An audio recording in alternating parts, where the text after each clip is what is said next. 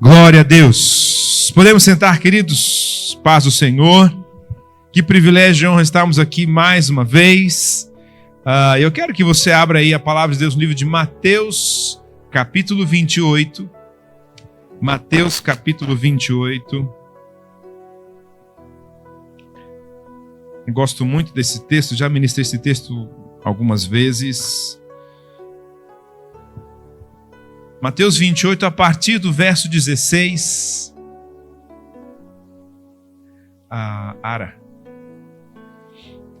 Mateus 28, a partir do verso 16, e o texto diz assim: Seguiram os 11 discípulos para a Galileia, para o monte que Jesus lhes designara. E quando ouviram, o adoraram, mas alguns duvidaram. 18. Jesus, aproximando-se, falou-lhes dizendo: Toda a autoridade me foi dada no céu e na terra. Ide, portanto, fazer discípulos de todas as nações, batizando-os em nome do Pai, do Filho e do Espírito Santo, ensinando a guardar todas as coisas que vos tenho ordenado, e eis que estou convosco todos os dias até a consumação dos séculos. Perceba que interessante, nós vemos aqui a ênfase que o escritor deu a essa palavra, todas, todos, porque Deus está querendo trabalhar algo conosco de uma maneira muito interessante. Bom, o texto aqui, só para a gente poder ter uma noção, a Galileia é um lugar que faz parte do ministério de Jesus. É uma cidade montanhosa, é uma cidade que na época de Jesus fazia parte do Império Romano. Esse é um detalhe bastante interessante. E olha só que interessante. Quando Jesus veio, muitos discípulos eles tinham um entendimento, eles imaginavam que Jesus vinha como um rei e queria libertá-los do Império Romano. Então Jesus viria para libertá-los. Então ele estava imaginando que Jesus vinha com este conceito, com essa ideia. E sim, Jesus veio, só que de uma forma diferente. A libertação que eles estavam imaginando seria de uma outra forma. Mas perceba que Jesus, que é desse lugar, inclusive os seus discípulos são deste lugar. Por isso que eles são chamados de galileus. Tem algo interessante aqui. Jesus cresceu em Nazaré. Se você abrir, não precisa abrir, mas o texto de Isaías 9:1 diz assim, mas no futuro ele honrará a Galileia das nações. Olha que interessante. Por isso que Galileia tem algo interessante aqui. Pelo caminho do mar, além do Jordão. Ou seja, Jesus conhecia essa região. Jesus tinha algo interessante com a Galileia, por isso ele chama os seus discípulos de homens galileus. Está escrito em Atos capítulo 1, verso 11. Agora, observe uma coisa. Jesus, ele não escolhe os que servem simplesmente do nada. Ele escolhe os que estiverem em seu reino. Esse aqui é um ponto que eu quero que você preste muita atenção. Jesus não vai escolher alguém que não está em seu reino. Jesus, e ele tem chamado, ele tem buscado cada um de nós para a gente poder realmente servi-lo de uma maneira especial, porém ele só vai chamar aqueles que estão no seu reino. Hoje eu estava conversando com uma jovem na igreja e estava mencionando a ela que nos últimos dias nós temos visto que a igreja por si só não tem falado muito sobre o juízo de Deus. A gente fala muito pouco sobre o juízo e que haverá um juízo. E todos nós precisamos entender isso. Haverá um juízo sobre nós. E esse juízo, ele vem, ou seja, esse Deus julgador, ele vem para exatamente nos colocar ou nos dar a oportunidade da gente poder saber fazer boas decisões. Será que eu quero seguir e servi-lo dentro do reino dele? Ou eu quero seguir e servir dentro do meu próprio reino? Porque cada um pode ter o seu próprio reino. Então Jesus, dentro desse texto aqui, que vai para Galileia, muito provavelmente esse monte pode ter sido o monte da transfiguração, lá de Mateus capítulo 17. Porque aqui nesse momento é o lugar onde Jesus está ali transfigurado. Jesus está ali como aquele que já subiu, desceu, porque a gente vai ver, se você observar textos ou versículos antes, Jesus já se mostrou ali, Jesus já esteve com eles. Muito provavelmente esses que duvidaram não foram dos 11 apóstolos, ou discípulos, melhor dizendo. Porque Jesus já tinha se mostrado a eles. Tomé, que é o que nós conhecemos, já tinha tocado nas feridas de Jesus. Existiam outras pessoas que seguiam, não somente os 11 discípulos, né, que se tornaram apóstolos a partir daqui. Então Galileia foi chamada, ou é especial, porque de lá os discípulos foram chamados e agora poderiam reencontrar o Mestre ressuscitado. E eles viram quem era o Mestre ressuscitado. Estava ali. Jesus tinha vindo, voltou, fez outros milagres. Se a gente misturar os evangelhos aqui, nós vamos ver isso. Mas é importante a gente destacar, Jesus ele vai chamar aqueles que são do seu reino. Do reino que ele estabelece. Não é um reino como o mundo crê que tem que ser um reino, mas é um reino que ele estabelece, que ele estabeleceu desde antes. E esse reino tem um dado bastante relevante para nós. Nessa caminhada, eu costumo dizer que uma vez eu ouvi um pastor dizendo assim, olha, Jesus, ele poderia ter vindo em uma semana ter resolvido tudo. Nasceu ali, em uma semana ele poderia ter morrido como bebê mesmo, lá na cruz, e já tinha resolvido toda a história. Ah não, Jesus passou quanto tempo aqui na terra? 33 anos. Por que ele passou 33 anos? Porque ele queria mostrar para mim e para você como é viver neste novo reino. Como é viver dentro desse novo reino. E aí a gente percebe que Jesus ele vem chamando os seus, essas pessoas que estão próximas dele, os 11 ou os 12 na época ainda, como meus servos. Ele os chama como meus discípulos. Ele os chama como minhas ovelhas, ele os chama como meus amigos, ele os chama como meus irmãos. Se você perceber isso aqui, existe uma progressão de intimidade. Dentro desse reino, não tem como a gente viver esse reino se não houver uma progressão de intimidade. A gente não pode ter o mesmo tipo de intimidade com Deus que nós tivemos quando nós nos convertemos.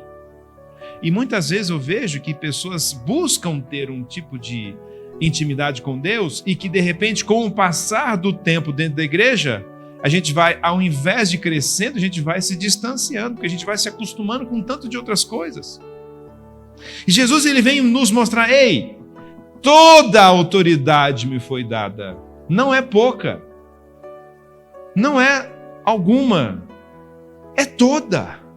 E quando ele vem mostrar esse todo, e ele vem enfatizando esse todo o tempo inteiro, porque estas pessoas que o servem dentro desse reino têm que entender este todo.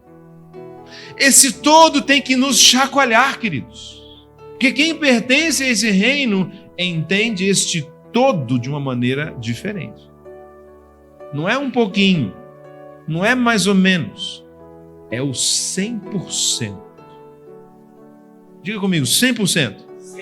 100% daquilo que ele tem para mim e para você. Só que quando a gente fala isso, muitas vezes a gente pensa assim, 100% daquilo que ele quer me dar de bênçãos. Não, querido, eu não estou falando de bênçãos. As bênçãos virão como consequência. É 100% desta autoridade.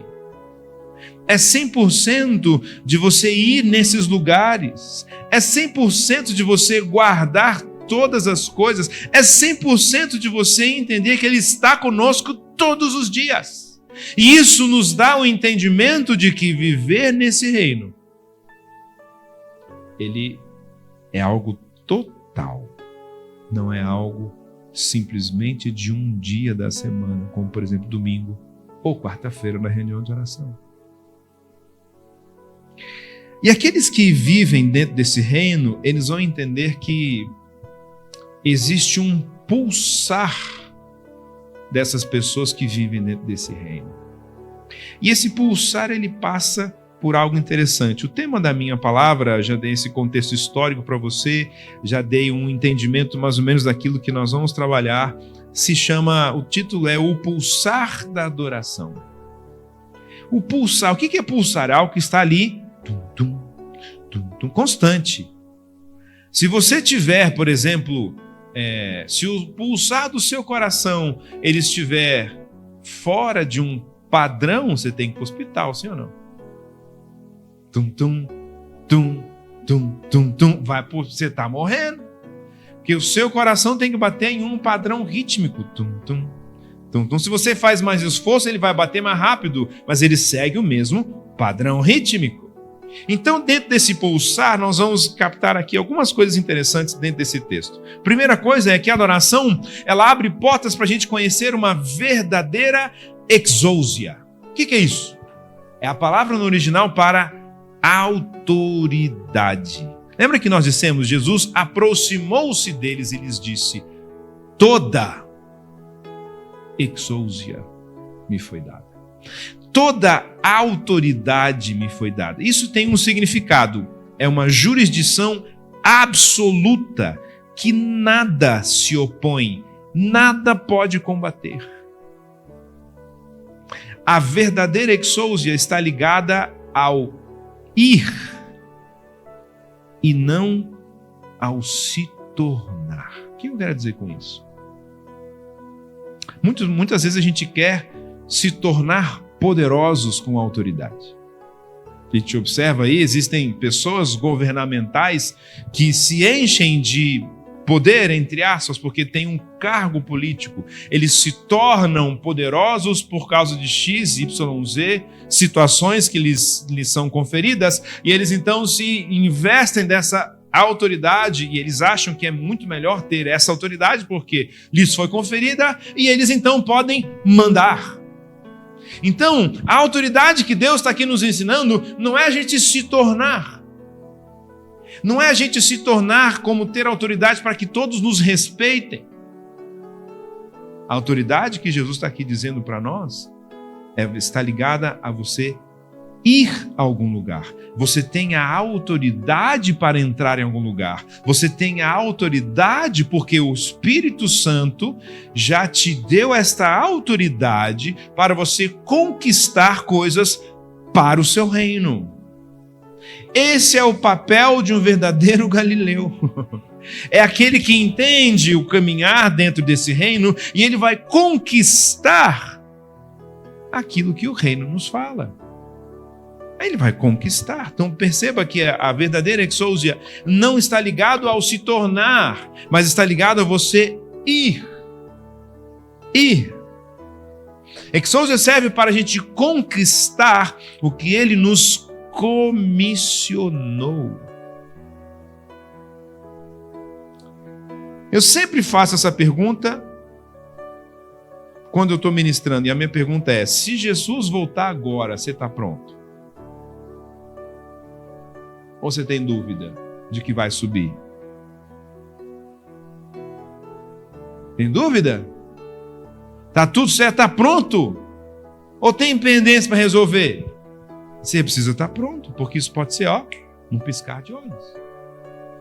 Pode ser num piscar de olhos, a qualquer momento. Só que a gente vai se acostumando com a vida que a gente tem, a gente vai se acostumando com a maneira como a gente tem vivido, e de repente a gente perde a oportunidade de entender que eu preciso estar pronto.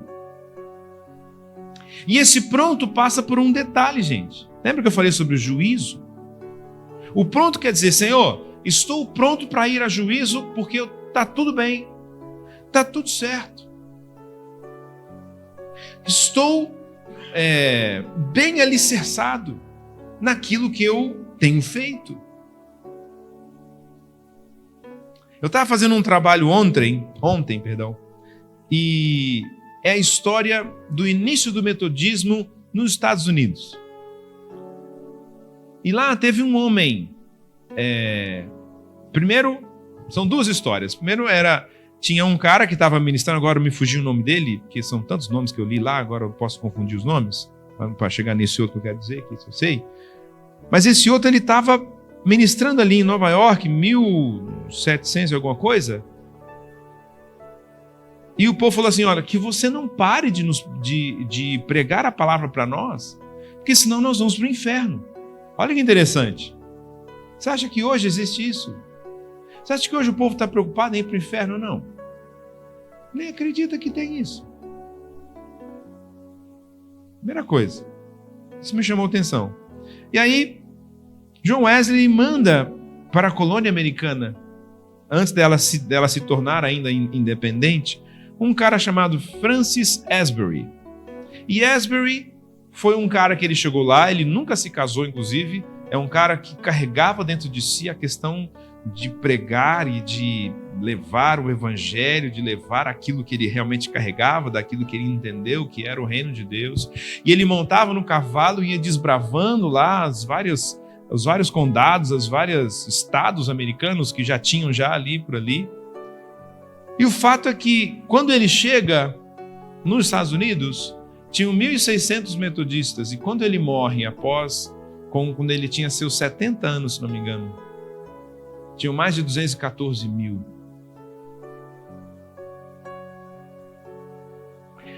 Por que ele fez isso? Porque ele carregava algo. Não estou falando que a gente tem que fazer igual ao Asbury. Estou querendo te dizer de que ele entendeu a autoridade. Eu e você temos uma autoridade, porque ela nos foi concedida. E o que você tem feito com ela? Perceba que a adoração, ela nos abre portas para a gente entender essa verdadeira autoridade. E essa autoridade, ela nos impulsiona a ir, não somente a se tornar. Porque tem gente que, eu sou crente, eu sou líder do ministério de louvor, então todo mundo tem que me respeitar. Eu sou o pastor da igreja, eu sou o líder, do ministério de administração. Não é isso, não estou falando que não tem que ter líderes, não é isso que eu estou querendo dizer. Eu quero dizer que você precisa entender que o ponto importante é você ir, porque você tem uma autoridade. E Deus te deu essa autoridade. Mas eu não tenho idade para isso. Tem. Mas eu tenho pouco tempo de igreja. Vá. Mas eu não gosto. Opa. Mas eu estou muito bem do jeito que eu estou aqui, não quero fazer nada. Opa. Tem algo que você precisa mexer aí. Isso é importante a gente pensar. Segundo ponto que eu quero que você observe é que a adoração, ela abre portas para o verdadeiro mateteu. O que é mateteu? Diga comigo, discipulado. A adoração abre portas para um verdadeiro discipulado. Se você observar aqui, em nenhum momento Jesus fala assim, né? Lá no versículo 18 ele diz assim, né? Jesus, aproximando, falou-lhe dizendo: toda autoridade me foi dada no céu e na terra. Ide, portanto, e pregai para que você tenha muitas almas convertidas. É isso que está escrito no texto? Não. Ele não fala sobre essa questão. E não que isso não seja importante. Obviamente isso é importante. Mas Jesus, ele nos envia para fazer discípulos. Não é somente para converter almas, para fazer discípulos. Quantos discípulos você tem? Quantas pessoas foram impactadas pelo seu testemunho? Eu falando com essa jovem hoje, lá na igreja, ela está indo para um desafio diferente na vida dela, e disse a ela: olha, uma das pessoas que mais me chama a atenção na Bíblia é um cara chamado Ananias. Quem é Ananias? Ananias é um cara que estava ali na dele, e a história dele só conta em 3, 4 versículos. Que eu me lembro, acho que não tem nenhuma outra passagem que fala sobre Ananias. Pode até ter, mas não estou me lembrando aqui. Mas na verdade, quando um homem que perseguia a igreja, que matava cristãos, ficou cego. Quem é esse homem? Saulo de Tarso. Ele foi para um lugar e Deus chega para esse Ananias e fala assim: olha, vai lá na rua direita, que lá tem um cara que se chama Saulo. Ele é meu. E ele fala assim: Senhor, mas esse cara está matando todo mundo. Como é que eu vou lá? Eu vou morrer, estou indo. É como se eu estivesse entrando na boca do inimigo. Ele falou: não, pode ir lá. Claro, estou aqui parafraseando o texto, né? Obviamente. Então, quando Ananias entra na casa que Saulo estava, ele entra dizendo: Saulo, irmão. Olha que interessante. Não é Saulo, perseguidor. Ele já fala: Saulo, irmão. E ele ora por Saulo e Saulo recobre sua vista. Já existe ali um momento de uma cura. Então, a vida e o ministério de Saulo começam com uma cura. Ananias não tinha a menor ideia de quem Paulo se tornaria. Mas ele foi ele foi a mão de Deus, ele foi alguém que entendeu toda a autoridade e chegou lá e orou, e clamou, e Saulo, que se torna Paulo depois, ele recobre a sua vista e ele é um homem da qual nós conhecemos hoje o Evangelho, como a gente conhece, por causa desse homem. E eu disse a ela: você será um Ananias no lugar onde você vai. Você nunca sabe se você vai ter alguns Saulos por ali. Então entenda que o seu propósito é ser um Ananias onde você vai. Toda autoridade lhe foi dada. Toda autoridade lhe foi dada. Ou seja, todo mateteu, o discipulado, uma das interpretações desse termo é promover a causa do líder ou desse líder. Então, mateteu significa promover, uma das definições, promover a causa desse líder. Então, Jesus está aqui dizendo: ide, portanto, fazei mateteu de onde? De todas as nações. Pode ser que você não vá ao Japão, pode ser que você não vá à China, que você não vá à Coreia do Norte, que nós vamos ter, inclusive, semana que vem, um impacto sobre a Coreia do Norte, lá na nossa igreja. Pode ser que eu também não vá lá, mas pode ser que a gente encontre por aí Saulos que vão. Por isso você precisa ter discípulos.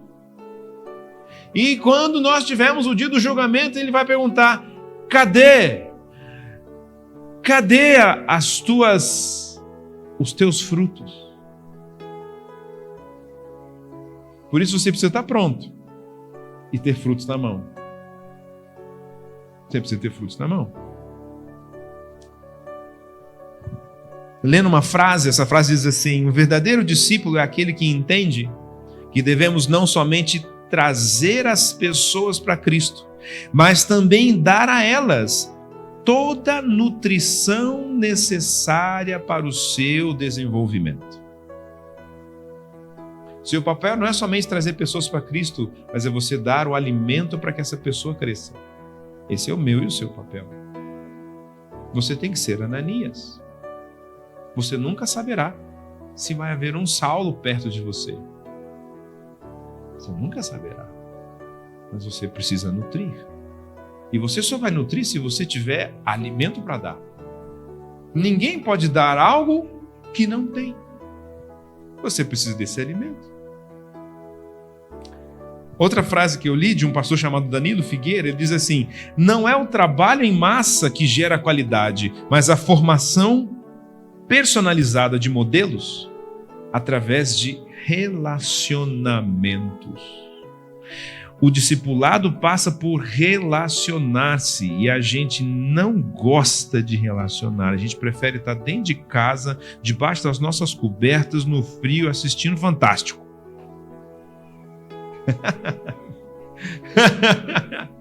É? Ou qualquer outra coisa. Mas a gente prefere estar no nosso cômodo. É ou não é? Sejamos sinceros. A gente não quer gastar. Gastar com os outros por quê? Recentemente eu tive uma experiência interessante. Eu estava saindo lá da nossa escola, lá na rua Goiás. Era tarde da noite já. E eu começo a subir e aí vem um cara com uma caixa de bombons, querendo me vender um bombom. Só que ele nem falou sobre venda. Ele falou assim: ô moço, eu tô com fome. 9 horas da noite, eu falei: o que tem aqui perto? Eu olhei, só tinha um Subway. Subway é mais caro, né, do que uma padaria. Falei: tá bom, vamos lá. Aí eu levei o cara, ele sentou lá na porta e entrei. Cheguei lá, tinha fila. Falei: poxa, agora tem que ficar esperando. Aí eu fui no caixa. Cheguei lá no caixa e falei: moça, tem um cara ali que eu quero dar um sanduíche pra ele. Eu tava querendo dizer assim: eu tenho que ficar na fila? Ela fala assim: ô moço, teve um lanche que foi errado aqui. Serve esse? Eu falei: serve. Tinha um lanche prontinho já, feito dentro do pacote. Falei: esse daí, vou levar esse negócio aí. Peguei, paguei, fui lá fora, entreguei para ele. Falei: olha, aí comecei a evangelizar o cara. Ele falou assim: rapaz, minha mãe mora na rua tal, eu tenho uma filha de não sei quantos anos e eu perdi tudo porque eu me envolvi de novo com as drogas. Aí comecei a falar e tal, eu fui falando, e ele chorava. Não sei se é verdade ou não, mas não importa. Meu papel é dar alimento e fala de quem eu sou. Vai que esse cara é um Saulo. Ah, mas eu perdi tempo. Eu gastei do meu dinheiro. Gente, vamos pensar bem. Será que isso é muito caro para nós? Será que isso é muito ruim para nós? Pense. Você precisa entender que Deus vai colocar no seu caminho pessoas para que você possa mateteu. O que é mateteu, gente? Discipular. Discipular. Esse discipular tem a ver com você dar o alimento que a pessoa precisa. Pode ser um alimento físico, mas também é um alimento espiritual. Você precisa dar isso aí. O maior desafio e a maior oposição à grande comissão é a multiplicação de discípulos que não são um padrão de Jesus. Olha que frase séria que é essa. Vou falar de novo.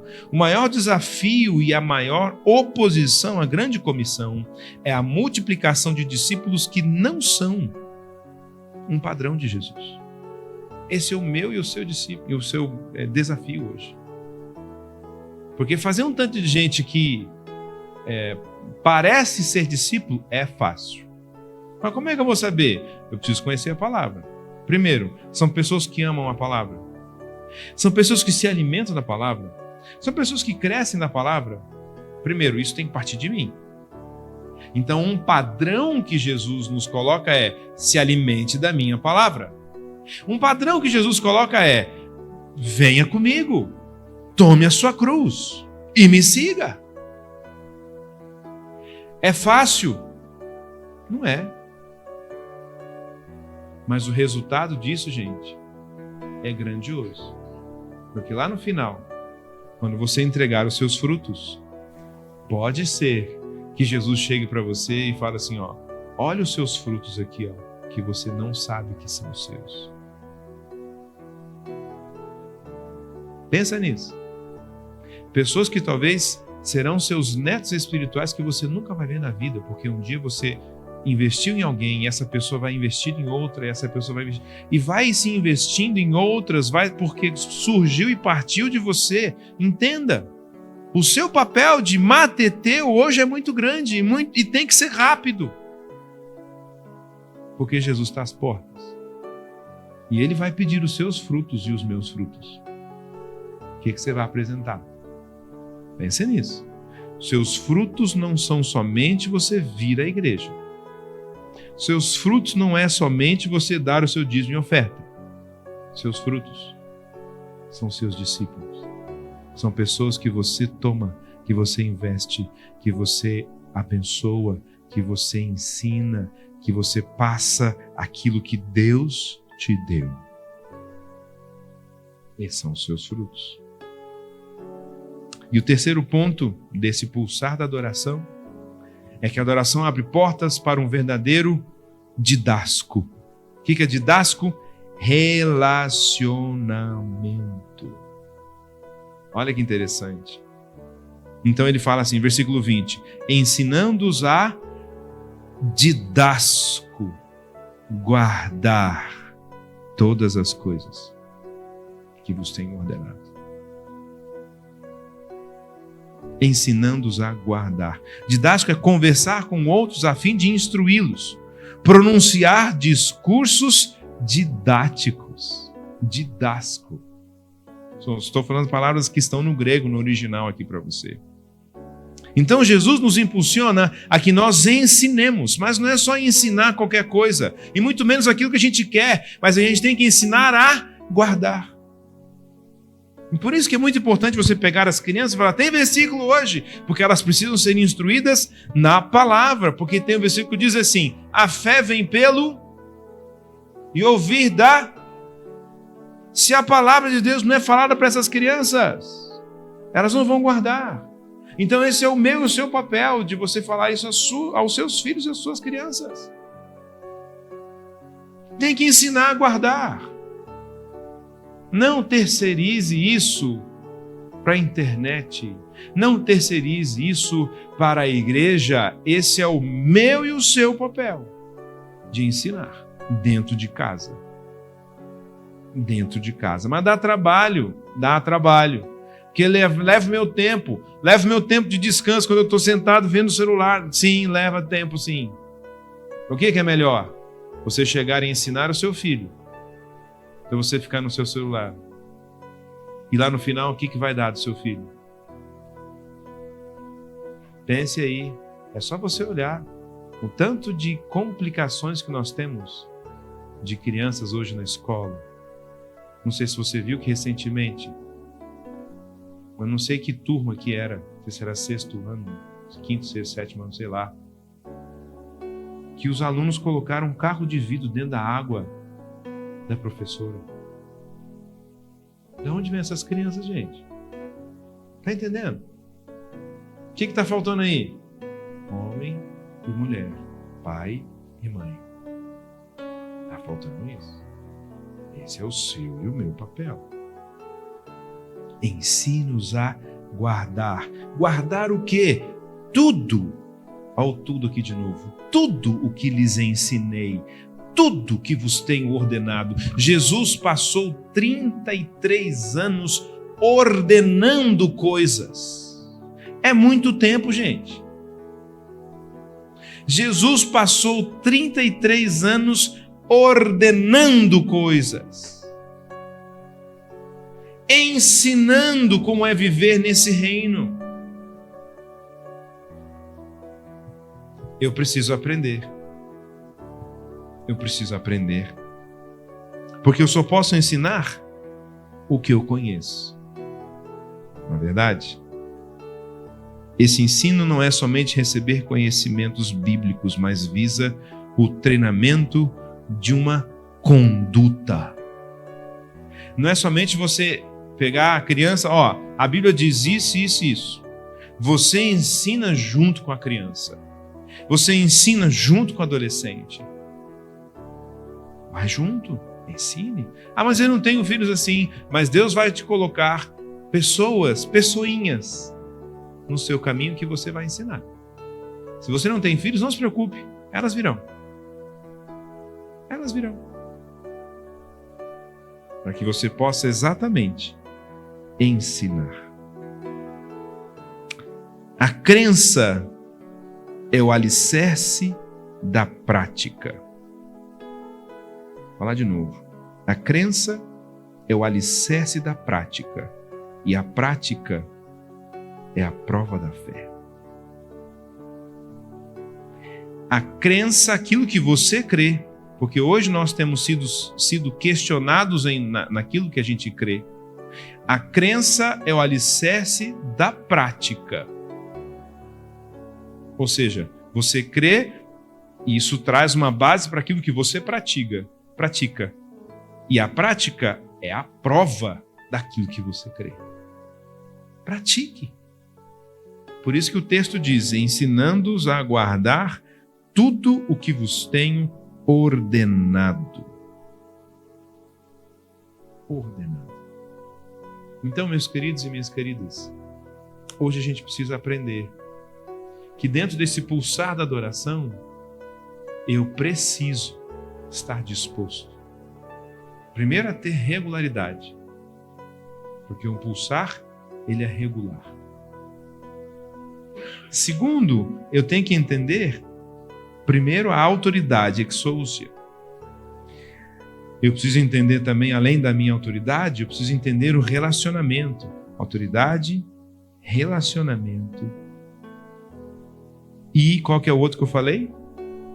Discipulado. Autoridade, relacionamento e discipulado. Não importa a ordem aqui. Quando a gente entende isso aqui, gente, esses 3 pontos, a gente vai entender o pulsar da adoração. Agora você precisa colocar isso em prática. Nós temos aqui, muitos lugares aqui em volta. Prédios aqui em volta. Que a gente pode pulsar da adoração aqui nesses prédios. Esse é o seu papel. Você é daqui. Você precisa pulsar nesses lugares. Ah, mas eu gosto de vir na igreja aqui domingo à noite, tá tudo bem. Eu sento aqui, escuto, canto um pouquinho, tá tudo bem. Então, vamos dar um passo a mais. Eu não quero decisões. Mas quando você se coloca à disposição de servir, você vai ver que bênção é servir. Termino dizendo uma história que aconteceu comigo, são 8 anos atrás já, que Deus me deu a oportunidade lá em Angola, numa missão rápida. Ficamos uma semana lá, mais ou menos. Acho que foram 5 ou 6 dias, não me lembro exatamente. E nós fomos servir, abençoando uma igreja determinada lá, da igreja metodista. Eles não tinham ministério de louvor, a gente foi lá, levamos instrumentos, fomos ensinar o povo a tocar os instrumentos, fomos ensinar o pessoal que está ali. Vimos N realidades que nós não estamos acostumados.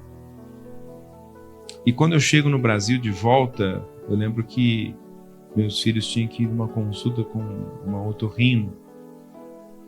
Não sei o que era, alguém deles lá tinha que fazer isso aí. E eu fui junto, falei assim, ela me passa um remedinho que sei lá o que eu tomei lá, sei lá o que eu comi lá, né? Não tem problema. E aí eu lembro que a médica falou assim, médica conhecida da família, o que você está fazendo aqui? Por que você veio? Eu falei, não, porque cheguei ontem de Angola. Angola? Você vai fazer o que lá? Aí comecei a chorar. Eu comecei a me lembrar das histórias, dos momentos, e fui contando para ela aquilo que eu tinha vivido, tinha acabado de viver. E, gente, a melhor coisa, uma das coisas mais fortes que aconteceu na minha vida foi essa viagem. Por quê? Porque eu passei ali uma semana servindo, ajudando, escutando histórias, orando por pessoas, ensinando, e o povo sedento. Como a gente aprende quando a gente serve? Então quero te impulsionar nisso. Sirva.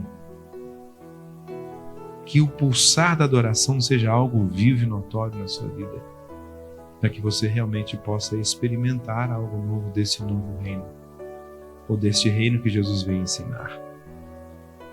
Lembre-se que nessa passagem aqui, desses 2 versículos, 3 versículos, de 18 ao 20, a palavra todo ou toda está ali, direto, para ensinar a mim e a você que tem algo muito forte nisso.